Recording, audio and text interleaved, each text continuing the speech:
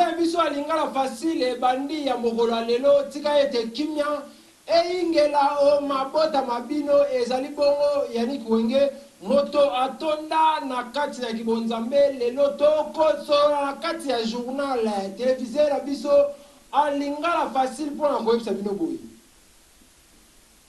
Jackpot artiste et musicien oyo abeta na ba Davido abeta na ba musicien misusu ba yebani azamoko ya biso ba congolais vivaka na Afrika ya ngele akitaki na Johannesburg précisément na Yoville bande ko Yoville to pe ba congolais ba yamaki avec impact na idéologie botala akeya boyo ata mona kima ba parake ndaki azonga ki bamba ki bonde bolana Jackpot. Europol, Moutaliki Azate. Europol, il y a un leader de mission. Mettez-moi un mot pour moi, c'est Jackpot. Donc, le bateau Mbanga Passi, pardon, Batika Jackpot Azala alone. Batika Jackpot, pona Jackpot, yé asapotaka batu nyonso na Yoville. Jamais, yé moro na nazamwa na Yoville, a obude Yoville ndeni. Yaza together na Yoville na ba pomba tout a confirmer na mboko a confirmer partout na mboko. Alaska, moi un mot. Biso boyo kate bo répondre te. OK, tout le monde. Biso tondima nani, biso tondima Jackpot. Biso tondima nani. Biso tondima Jackpot. Merci Aidor. Ngai na lobara mingi te boyebi malobala ngai esala jobu mabe. Jackpot e oluka ngai na confirmer. Na confirmer te mais biso moto mona na jobu. Ministère atambola na Carabo et Mercedes c'est bien et a passé ministère FIFA bien ndenge toi boy toi 32 après ça biso 200 et a te aye ko tsala kepo alonga biso na esprit ayeye moko habite bana mai fona se pe na bino pe na mama muziki tondi maraya beta muziki solo yo obeta na muziki ya ndenge nini na lobi na lelo côté bango baba biki mikolo abude baya yo pe abude te so abude ko ya bote place Marseille Salaka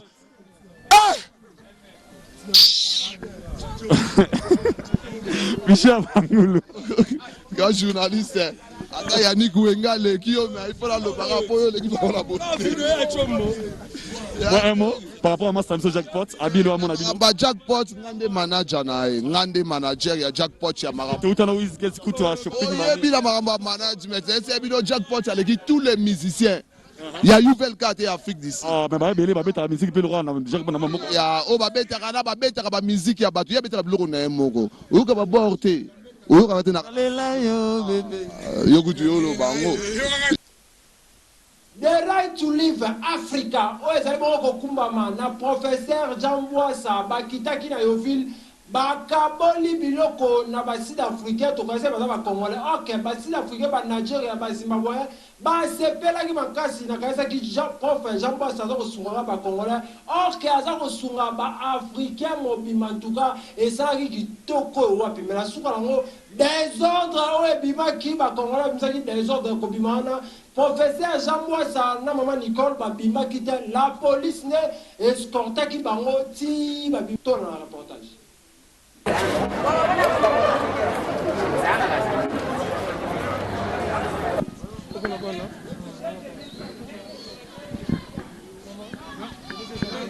Huh? Yeah, tina tanda ukubonga igovernment into esenzele yona. Siyabonga kakhulu.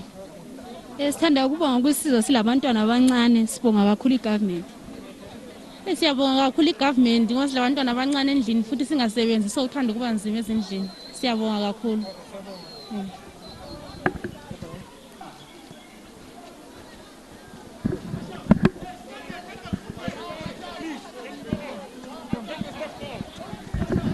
Hello, I'm fine.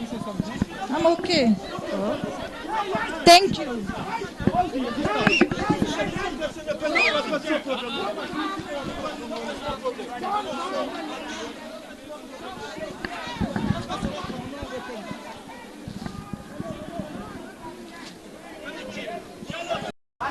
Mama Mbote. Kombo nani mama? Angélique Ojababa.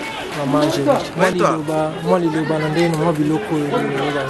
Asepeli makasi. Organisation na bino eza kitoko makasi. Bonjour maman. Bonjour papa. Boni kombo nani? Maman Stéphanie. Maman Stéphanie moi liloba na ndenge ezwa biloko. Nasepeli na bapapa basungi biso par rapport à bacondition toza nzambe apambola bango. Ok, merci beaucoup. Ya maman boni. Bien papa. Okoki koloba nini na mwa biloko ndamo ozwi? Napesi kaka merci na ndenge basungi biso po tozalaki na nzala lokuta mabe nazalaki na nzala lokola nazwi boye nasepeli mingi nakomisi nzambe oyo apesi motema malamu na bino po ke bosunga biso. Merci beaucoup. tola pambola bino vraiment na geste oyo bosali tokaneli kozwa yango te na motema malamu. Nzambe asunga bino mpo bokanisa biso lisusu lockdown oyo tokoka na kovivre na bandako na bana. Merci beaucoup. Merci beaucoup. Pambola bino makasi en tout cas na soutien tosepeli mingi et continuer bongo pour la communauté congolaise en tout cas tosepeli. Toza wapi? Toza na Pretoria. Ok, merci beaucoup. Merci. Toza wapi? Comment on a toza wapi?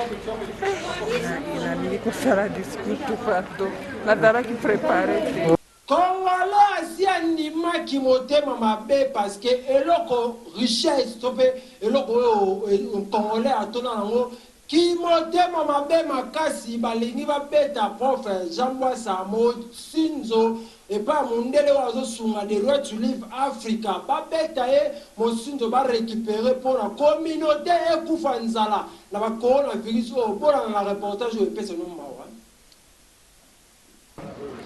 Bon, il faut que nous tournions un peu bateau bazar pour nous bander wana basi basali ni na compte ya ilo na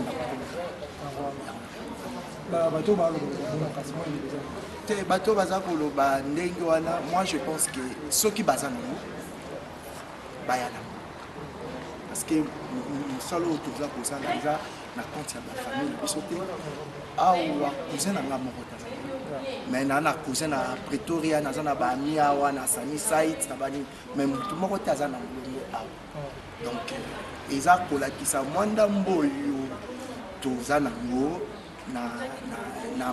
na leadership ya prof Bwasa ya ngo est-ce que gouvernement a biso to ambassade a biso comme basuni association to fondation de right to live Africa na ba action o izo salama to pe za ba non ba tu alibanda ne ba zo salama ate nanu to boni gouvernement biso to pe congolais mo za ngo et c'est une occasion ceux qui ambassadeurs à Zambie ceux qui bateau bazana ba moyen baza koyoka biso oyo baya ko rejoindre biso mpona toyeba koassiste mpe mwa communauté na biso. Mama Nicola motema ya professeur Jean Bwasa azangaki maloba te akomantaki na micro ya journal télévisé alingala facile. Moment donné,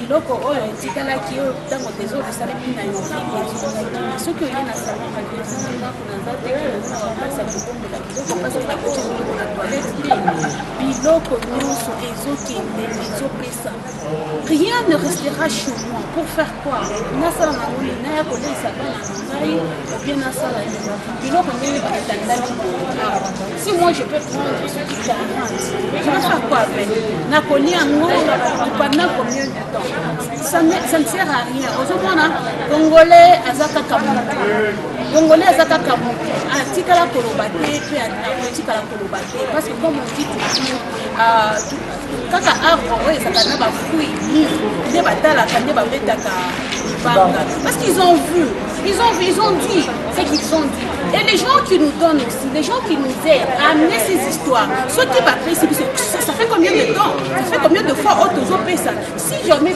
mon non, je ne pense pas que nous viendrons. Ça fait combien de temps que toujours c'est pourquoi nous avons maman Lissungi et l'autre maman Lissungi. Parce que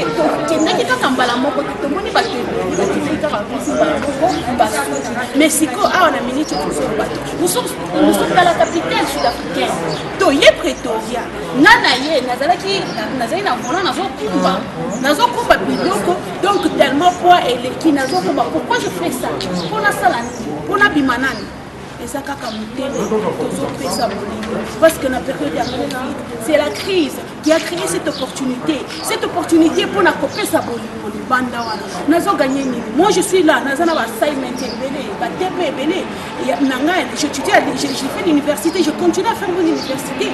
Alors nazo tala nasali batana ngai na yeka kapona pesa wana na ba mususi tozalaki nayo na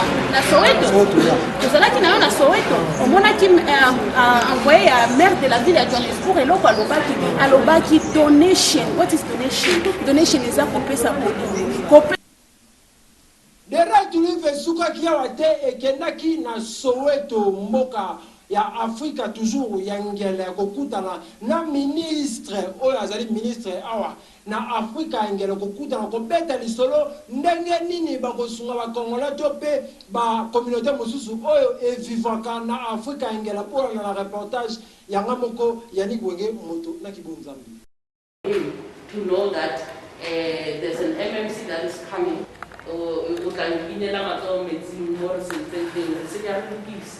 We'll fix this, we work going forward. Situation in South Africa. It's a situation. That is why we are here today. And brother, we're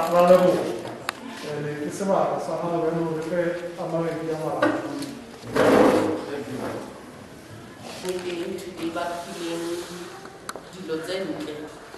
Today. I heard Urufunale in the Temakubo. You are sharing a Sunday in Johannesburg. And the Geoffrey Makubo, who has sent me today here to represent the city of Johannesburg on behalf of himself. So, ki acknowledge boku ba rena bagolo ba rena batho ba re tseba nkang tsebo mo go bone ba ditwang le ba ya rena mona our caretaker of this beautiful institution. I can see that you are taking good care of this institution, but I mean, as I was coming in, I was like, hey, this old age home is quite beautiful. You know, I went to an old age home somewhere in Tefontein, in Joburg. Siemo sa that old age home, Kimaswa Bifela. And I must say that you are really taking care of this. Soki wosepela ki na journal télévision biso lingala facile merci kaka na kolo Yesu Kristu tika ete kimia ingela o mabota mwabino bozaki ebele kotala biso Papa Joseph Lusanga bozaki ebele mama Mimindu Manakati ya Bundes pourquoi pas Fondation Mama Adele Yombozo le sabana babwa kama biso journal télévision biso lingala facile to festival mode tika ete kimia Ezala o mabota mabino. Merci beaucoup na coordinateur ya journal de la Lingala facile depuis Kinshasa. Zakari Baba Swele Mola Kolo idéologie la pesino mbote partout au Bozaki branché qu'on a biso traite kimia ezala mabota mabino. Merci beaucoup na tima caméra ezaki Curtis Wenge mwana mukeka sina maboko ya mikolo. Merci beaucoup na Daniela Ndume mwana la kati na kibonzambe tikete kimia na kolo engela o mabota bino lelo na ebise so sani na pasuki